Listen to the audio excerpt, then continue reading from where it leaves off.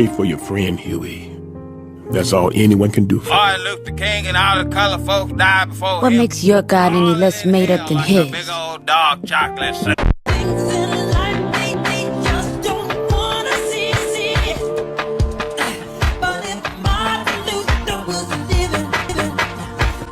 I don't know what will happen now. We've got some difficult days ahead.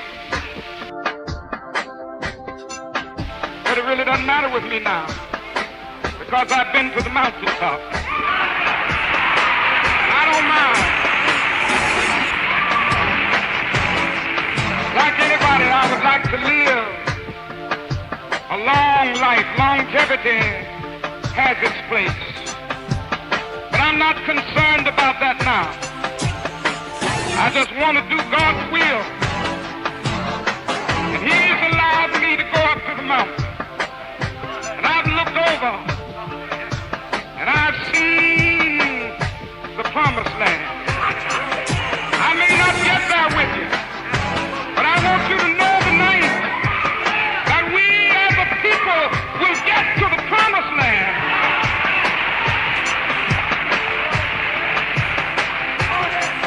So I'm happy tonight. I'm not worried about anything. I'm not fearing any man. Mine eyes have seen the glory of the coming of the Lord.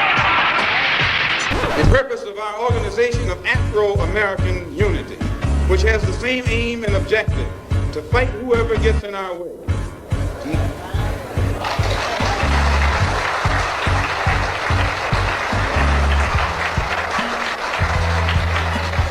To bring about the complete independence of people of African descent here in the Western Hemisphere, and first here in the United States, and bring about the freedom of these people by any means necessary.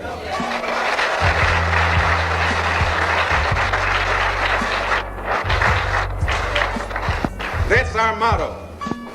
The purpose of our organization is to start right here in Harlem, which has the largest concentration of people of African descent that exists anywhere on this earth. There are more Africans here in Harlem than exist in any city on the African continent, because that's what you and I are, Africans. Our African brothers have gained their independence faster than you and I here in America have. They've also gained recognition and respect as human beings much faster than you and I. Just 10 years ago on the African continent, our people were colonized. They were suffering all forms of colonization, oppression, exploitation, degradation, humiliation, discrimination, and every other kind of Asian. And in a short time, they have gained more independence, more recognition, more respect as human beings than you and I have. And you and I live in a country which is supposed to be the citadel of education, freedom, justice, democracy, and all of those other pretty sounding words.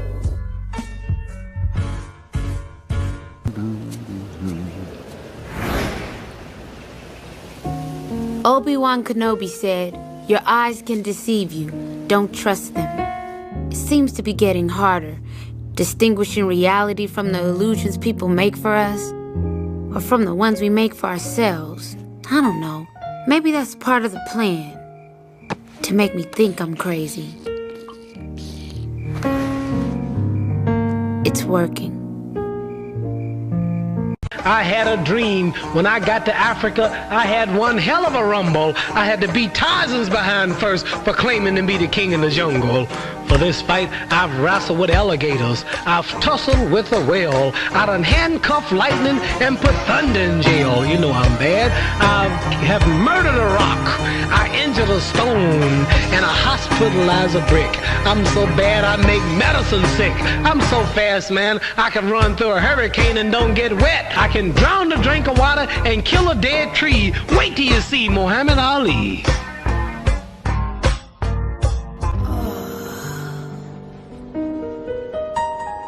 Being the bigger man is overrated. I mean, to win, you gotta lose.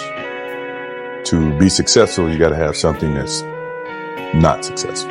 To be happy, you gotta have disappointment. I think all of those things have evolved and happened to make me who I am.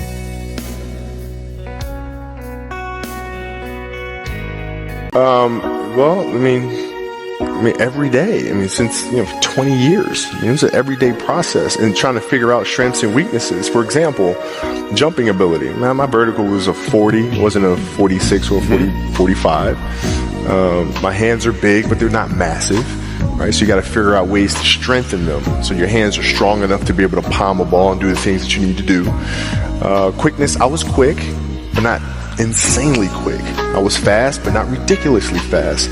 Right, so I had to rely on skill a lot more. I had to rely on angles a lot more. I had to study the game a lot more. And but I enjoyed it though. So like from the time I can remember when I started watching the game, I studied the game, and it just never changed.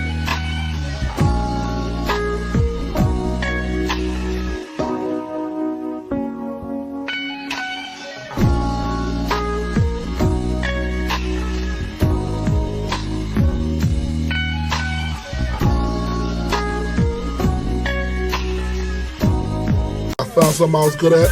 I'm just trying to flip it, Like how you would get a big amount of work from a big time drug dealer and he'll give it to you and you'll work it off. And the same way Puff hit me off with a budget, told me to go make my album. The same thing, you know what I'm saying? Mm-hmm. If he want to get shiesty on me, he can get shiesty on me. If the big time drug dealer want to get shiesty on the worker, he can do the same thing. Hey!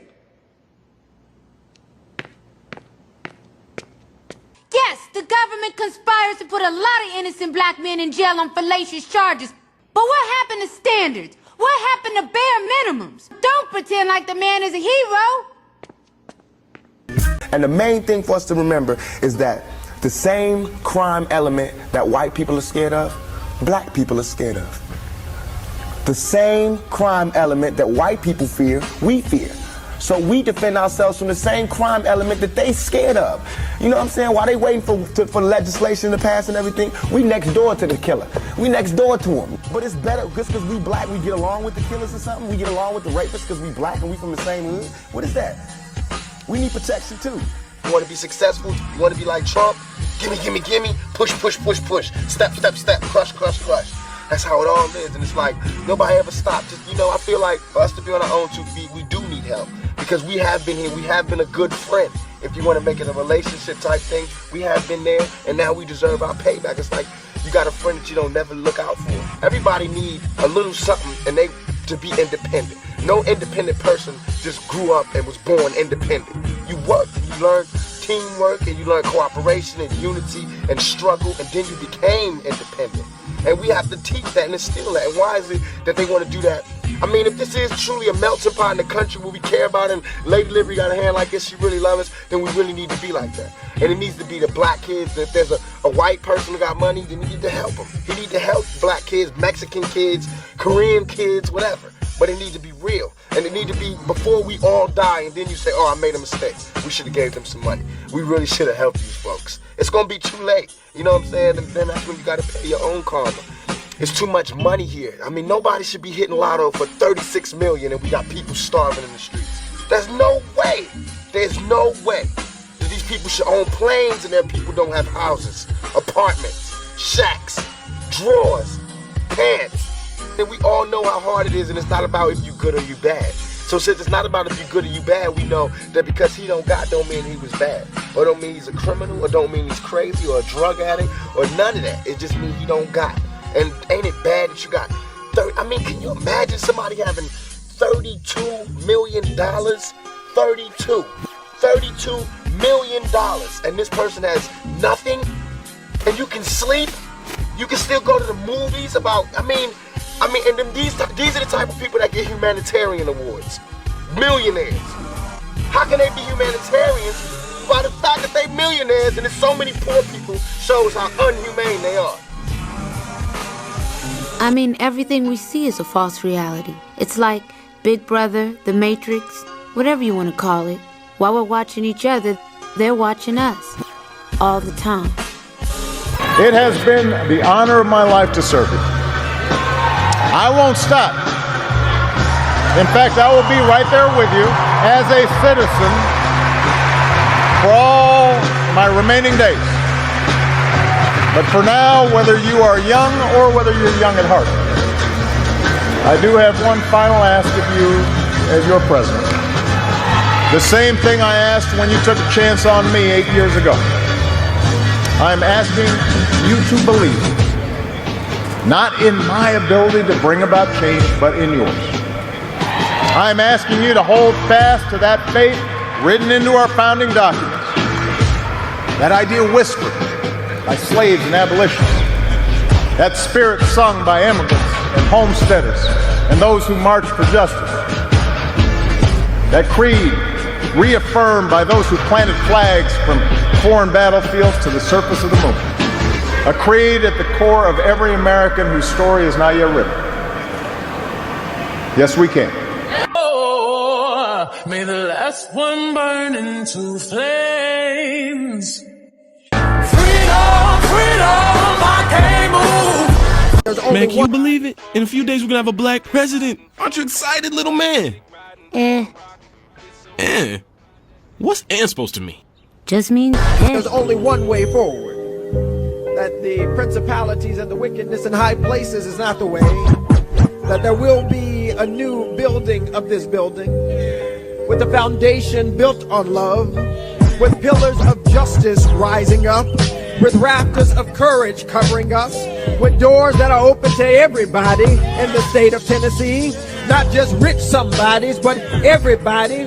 Not just straight somebodies, but everybody's. Not just Republican somebodies, but everybody. We are showing this state and the country the only way forward. And I got to tell you that good news. We're going to win. Yes, our democracy is not their mobocracy. Mob rule will never defeat people rule. We will never defeat the people's voice. We will never defeat people's First Amendment right to speak for what they know in their heart, their body, and their soul to be right. We will win because we will never quit. And if we never quit, even in a place like Tennessee, we'll see days of justice spring forth. If we never quit, we'll see the governor signing executive orders to expand universal background checks. If we never quit, we'll see a governor named Pilot demanding just legislation for red flag laws. If we never quit, I assure you we will win, because we'll always center the voices of the marginalized. We'll always center the voices of the poor. We'll always center queer folks. We'll always center marginalized folks. We'll always center excluded folks. We'll always move people who've been pushed to the periphery, to the center of the conversation, to lead the march toward justice. And I know that when young people and older people, when rich people and poor people build Helen McGee's solidarity dividend, justice will roll down like waters and righteousness like an ever-flowing stream. Well, Representative Pearson, how do you know? Because it was just 1 week ago that we sat in the State House on the well of democracy and were persecuted. We're called out of our names. We're talked down to and talked about. We're told we didn't understand democracy. We didn't understand our responsibility. Told we didn't belong here. But today, just a week later, there's resurrection that's been promised to a persecuted people. There's a resurrection that's been promised to a persecuted people. And so for each and every one of us, we've got good news. That resurrection is promised to persecuted people. We've got news of a resurrection of hope, of a resurrection of justice, of a resurrection of faith, even in Tennessee. And I'm so glad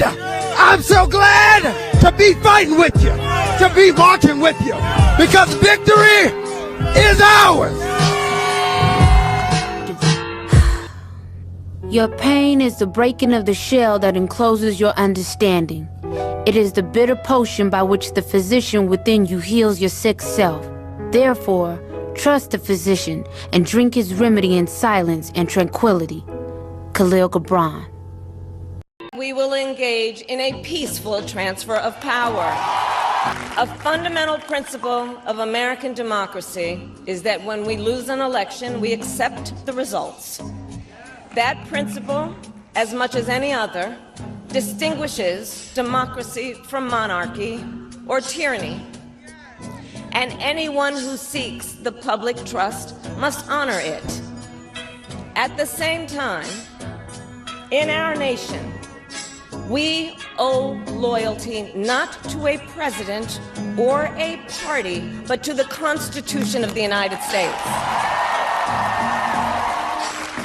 And loyalty to our conscience and to our God. My allegiance to all three is why I am here to say, while I concede this election, I do not concede the fight that fueled this campaign.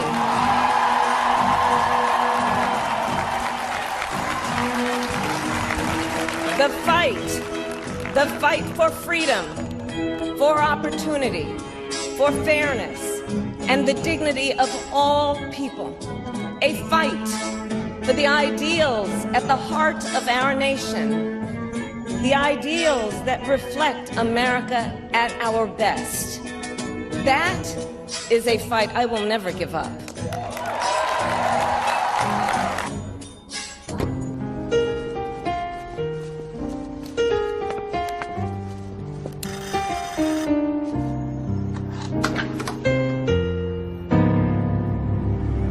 I'm sorry.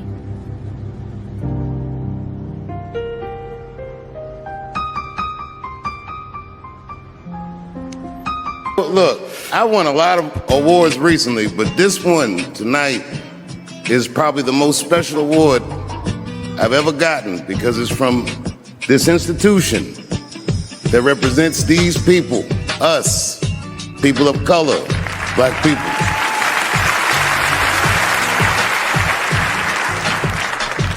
My godbrother is here tonight, Ben Jealous. Ben used to be the president of the NAACP, and I asked him, I said, what do you think I should say tonight? And Ben sent me a whole speech. But what was important, he said in 1915, the movie Birth of a Nation came out and had a hideous depiction of African Americans. And by 1927, the NAACP had opened its first office here in Hollywood. And from then, 100 years ago to this very night, they have been chipping away at this industry so that people like me can stand up in front of people and tell my story or our stories.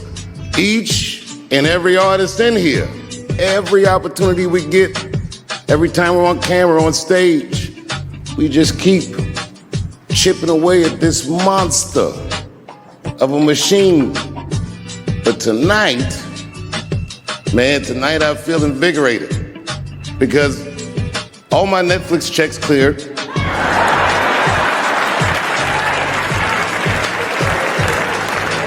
I don't owe anybody any work. Right now, every time you see me, just know I'm only up there because I want to be right up there. The black hero has never been for the meek of heart. You will not get out of here alive! Do you hear me? I'm going to